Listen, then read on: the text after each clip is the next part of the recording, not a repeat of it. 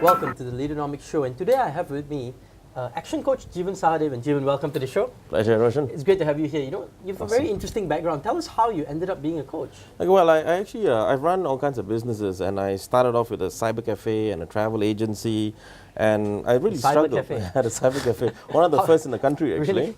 And I thought I knew it all. You know, I came back with a double honors degree in business and human resources, and I really struggled to build these companies. And I thought, wow, that's really something that I've really don't understand.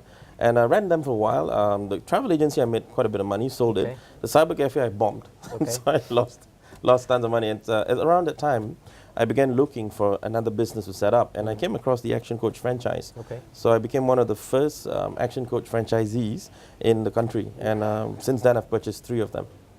Yeah, it's been a while so now. what does ActionCoach do? I mean, So ActionCoach is a business coaching company that started out of Australia, and today they're based in Las Vegas, and they've got about 26 countries out there, about 1,000 coaches worldwide. And coaches like myself, we specifically help business owners make more money in business. And you know, you talk about your background, starting business. Is that a prerequisite that you must have run a business by itself? Not really. It's a good. I think it's a good touch. Yeah, it is. But having made money and lost money in business, it gives you a very good edge when you actually start coaching entrepreneurs, because you actually understand a lot of what they're going through as well. Yeah. And why do businesses make money and lose money? Well, it really comes down to just 2 things, really. You see, all of business comes back to only 2 things, and that is to capture and keep customers. So along the way, many business people forget this. They forget how to do it. To do that, there are 5 areas to look at.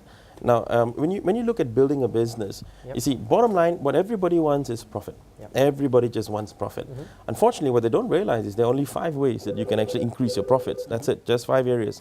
So we'll have a chat about that, each of these 5 areas. So if a person owns a business and he wants to make a lot of money, he has to consistently work on these 5 areas at the same time.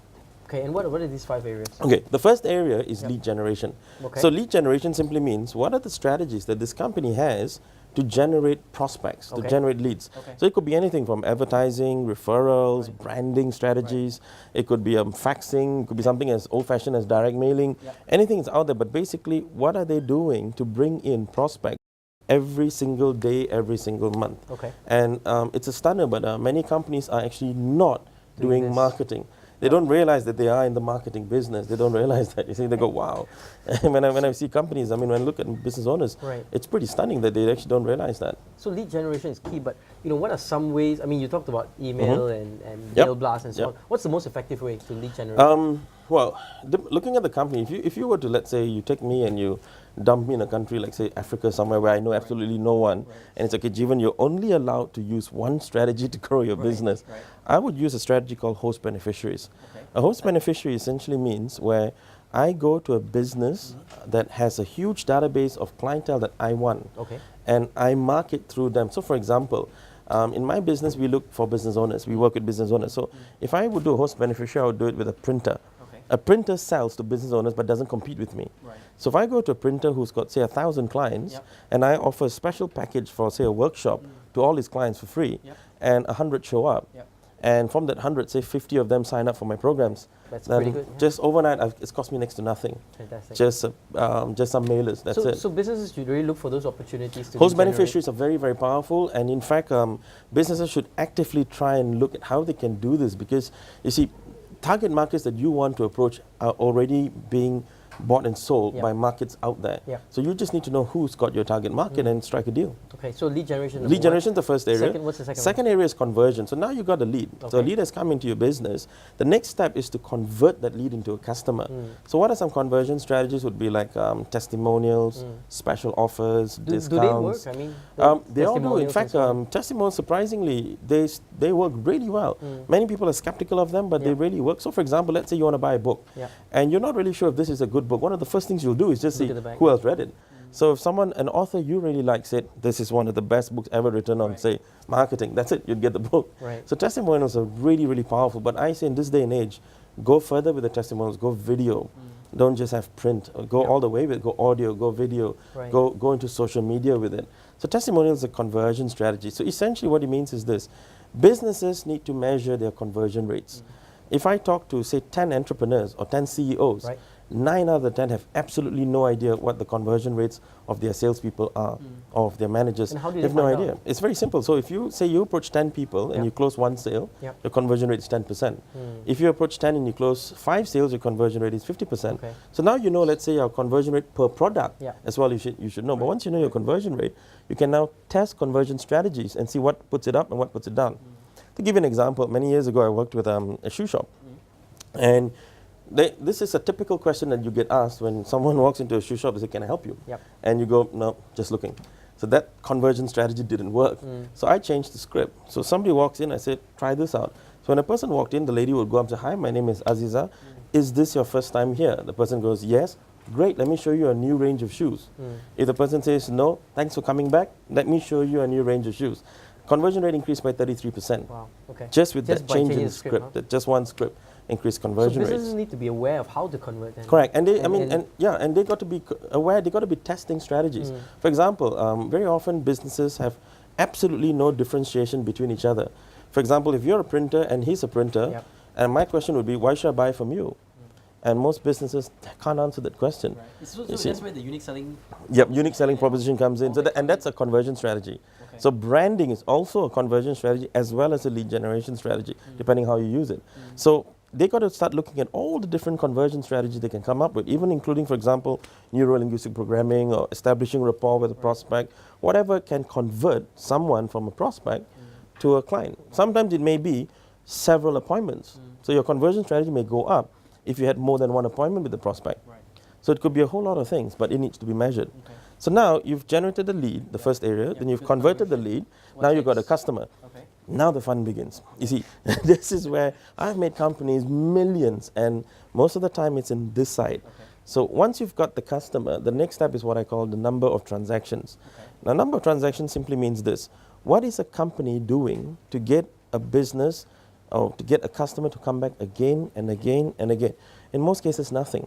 Most companies aren't doing anything. Why? I mean, that's important. And well, because here's what I find interesting is businesses keep going all out to get market share. Right. They're out there to try and get market share. What they should really get is wallet share. Yeah. Get as much as you can out of a good chunk of target market. And these guys aren't doing that. Yeah. And a good example I can give you is when's the last time your tailor called you, or when your optician or your dentist, or when's the last time your printer called you, or your lawyer, or they just don't. Yeah. And it's pretty phenomenal, but the companies that are doing it are making lots of money. Let's take Shell for an example. Now, one of the things Shell did in Malaysia is, petrol prices are regulated, they're fixed. Yep. So Shell had a challenge, say, hey, how do we get these guys to come back and put petrol in Shell and not some other gas station? Right. And Shell came up with bonus link, which was phenomenal, because now, if you've got bonus link, guess what? You want to keep going back to Shell. So that's a number of transaction strategy. Okay. Then you've got like the Hilton, which has the premium club card. So if you use this card at any of their dining outlets, if 2 people eat, 1 eats for free. So with that, guess what? If you're going to go to a restaurant, you'd pick the Hilton because you got this card. So you'd keep coming back to it. So these are number of transaction strategies. What's the most creative conversions or customer strategy? The number of transaction strategy, the most creative one? Yeah. Actually, it's very difficult to define that, because every one of them is really unique. Yeah, every one of them is really unique in a way. But I've seen some crazy ones. I've seen something as simple. I've seen something as simple as where a person just picks up a phone and calls the client back. I've seen another one where if you've been a client for a certain training program, and then this person now creates a new training program called, say, a samurai program, and they send you a sword. Oh, wow. So now you open the package and you see a sword. You go, wow. Now you really want to go back and see what this training program is. Maybe I should try that. There you go. So it's I've seen some crazy stuff out there. And so that's the third area. The fourth area is average dollar sale. Meaning, so once you got a lead and you've converted the lead into a customer is now coming back again and again. Next step is, now that he's coming back, make him buy more. So what can you do to make the customer buy more? And this is where, I'll give you an example like McDonald's that has a phenomenal 6-word strategy, which is, would you like fries with that? Just something as simple as that adds an extra few billion into their revenues. So my question to businesses out there is, what are your fries? How can you get customers to buy more? Yes, this is where Apple got it right. Beautiful. I mean, when you buy a Mac, suddenly Apple hits you with iPods and iPads and everything you can think of. And then you look at BlackBerry. Now we've got a challenge there. So you see, one of the challenges that BlackBerry is going to face with Apple is the fact that, see, with Apple, you've got an entire system of things that you can purchase within, and you become a customer within that whole thing. With BlackBerry, get locked into with the the whole phone, system, with the phone, you got the closest thing could be the playbook. But what's keeping you with them? You see, so these are challenges that businesses need to start to look through. And the idea here is this: when a customer comes and he buys from me, what am I doing to get them to buy more? Do I increase my range? Do I put in scripts? Do I have a checklist system? What are the strategies? Do I have package deals? Around Christmas, you'll see package deals. So a lot of companies get a lot sold because of that. So business people need to ask the question, because you spend so much money getting in a customer, it'd be really sad if they didn't buy a lot more from you. Correct. And it's much cheaper that way than and it's much actually cheaper, getting correct. a new lead. And they already have trust in your product and service as well. And the final area, the fifth area, would be margins. So once you've got all this business coming in, they're coming back, they're buying more, you now want to manage your costs. You want to keep your margins as high as possible. So that's really just two ways to do this. One is, of course, cut costs wherever you can, you cut your costs. And the other is to start selling high margin items or creating high margin services. And a lot of companies can actually, if you sell computers, you could create a computer maintenance service that is almost 4 to 5 times the margins you would have in just selling the computers alone. So with these 5 areas, you now have profit. And the challenge is, many CEOs and business owners out there do not know their numbers in these areas. If I ask this question, hey, out of your 2,000 customers, how many of them come back 4 times a year? How many of them come back once a year? How many actually come back? Many businesses don't know. And you know, this is a real challenge. Why do you think it's this ignorance? Because we don't see the importance of. I think that the real challenge begins at school and university. We're not taught this. You see, when I started my businesses, I really struggled because I didn't realize it was that simple. It's not easy, but it was that simple in building a business. And I struggled because I was not taught this at school or even uni. Right. And the sad thing is, they're really good with the product and service. So for example, if let's say you bake cheesecakes, you could be brilliant at baking cheesecakes, but know next to nothing on sales and marketing. And again, there's a lot of terminology in the market that confuses people as well. So when someone says marketing, I say, look, we're really talking about lead generation. When someone says sales, we're really talking about conversion. Someone says customer service, we're really talking about getting number of transactions from them. And when someone says promotions, you're talking about average dollar sale. And cost management when you margins. break it down to these measurable things, then it becomes easier for us to do. And then it becomes really easy to build a business. It's just 5 areas to look at, and keeping the philosophy of capture and keep customers. See, Peter Drucker said that. He said that all of business comes down to that, capture and keep customers. And if business people get that, everything will change. So for example, decisions should be made on that. Why do we expand to the East Malaysia, for example, to capture and keep customers? Why do we create new products, capture and keep customers? And that will change the whole game. Interesting. You know, if I'm a young entrepreneur, I'm excited, I want to start my own business, you know, what's pieces of advice would you give me? Okay. One thing that many people ask me is, Jeevan, how do I find my passion? Now, I have a different take on that. Many people have come to me and said, Jeevan, how do I go and find something I'm passionate about? I say, don't. So what do you mean? I said, well, very simple, don't. Whatever you do find, become passionate about that. Stop going out to look for something you love to do. But yeah, you can. I'll give an example. Let's say if you sell nails. Now, I'm very passionate. How on earth can I be passionate about nails? You know, just a nail. But see, when you fall in love with those 5 areas and building a business, you'll start to see that it's never actually about the product or the service. It's about the 5 ways, those 5 areas. It's about actually just that. It's about what are you doing to generate the leads for this this product, to convert them. So you actually fall in love with the processes and the strategies of doing all that. So you fall in love with business, not with a product or a service. And that's usually the mistake many people make. Like someone becomes a super consultant on something, but they don't come out of that and see that, hey, I got to create something that's scalable here that I can build up and eventually. And how do you do that? I mean, that's a big problem with many businesses, And the easiest way to do that is to begin with the end in mind. Have an idea. So when is it finished? So if you start a business, the first question you should ask is not how you're going to do this, but when will it be finished? And what is finished to me? Is finished listing the company, selling the company, franchising the company, opening branch offices? So when you answer that question, you have an end in mind. So you're actually starting something with an end in mind. See, Covey really made it right when he put that as one of the 7 habits. He got it right because, see, when you start with the end in mind, the whole building process is different. It becomes clearer too. And also I tell people this, don't build a business according to your needs. Like say, okay, I've got a house, a car, a wife, I have all these needs, I've got 40,000 a month is what I want. So you build a business according to that. I said, no, build a business according to the market. So when you look at the market, if you're going to sell books, now here's a question, how many people read in Malaysia? So that's your market. Now build according to the market. Your needs will be met. Speaking about reading, right? You read a lot, right? Well, I read a book a week. Book a One week. book a And week. how did that 1 to habit 3. start? When I first started out as a business coach, I wasn't a very good one. So I was struggling literally. And then in 2004, I made a decision. I decided to read 1 book a week. Till today, I still do that, 1 to 3 books a week. But my knowledge exploded. Yeah. And in 2008, I won the best client results in the entire region. And 2011, I won it again. And you attribute that to books, huh? The knowledge, the knowledge. I mean, because you see, you really need to know what you're doing in your industry. So, as a business coach, knowledge is critical. If I'm an eye specialist, then whatever you need for that functional expertise. There. you got to know that.